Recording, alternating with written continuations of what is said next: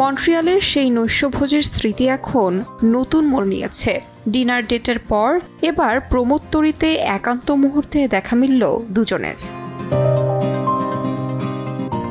প্রমোদতরীর একান্ত ঘনিষ্ঠ মুহূর্তে সেই ছবি ছড়িয়ে পড়তেই নেটদুনিয়ায় শুরু হয়েছে তীব্র নিন্দার ঝড়। তবে এই ঘটনায় এখন পর্যন্ত দুজনের কেউই মুখ খোলেননি।